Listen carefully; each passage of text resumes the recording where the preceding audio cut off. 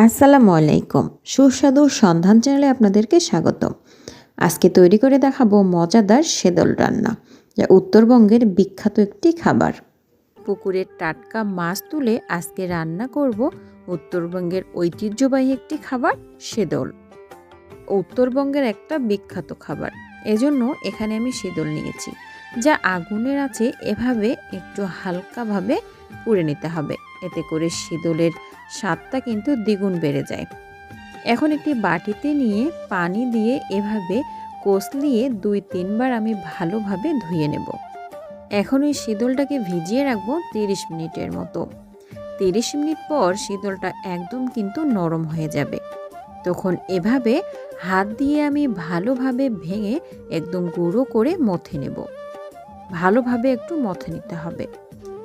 এখন পুকুর থেকে যে টাটকা মাছগুলো তুলেছিলাম সেগুলো পরিষ্কার করে ধুয়ে লবণ, হলুদ আর লাল মরিচের গুঁড়ো দিয়ে মেখে হালকা তেলের মধ্যে একটু ভালোভাবে ভেজে তুলে নেব। আবার ওই মাছ ভাজার তেলের কড়াইয়ের মধ্যে আরও কিছুটা পরিমাণ তেল দিয়ে দেব সেই মথে রাখা সেদলগুলো।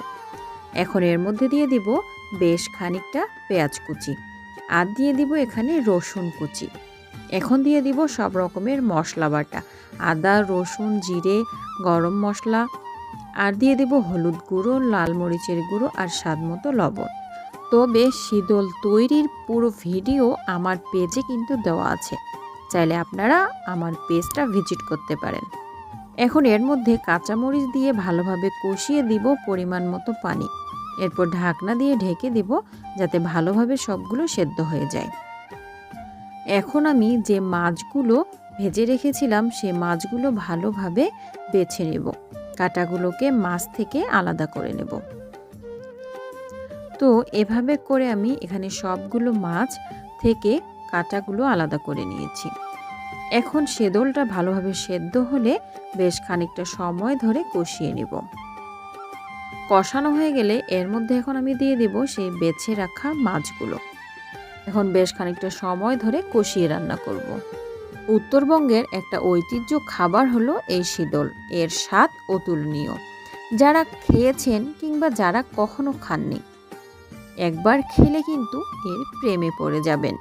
এতটাই মজাদার হয় এই সেদল। অনেকে শীতল চিনে থাকলেও কিভাবে রান্না করতে হয় তা জানে না। আশা করি আমার এই ভিডিওটি দেখে আপনাদের সবার ভালো লাগবে।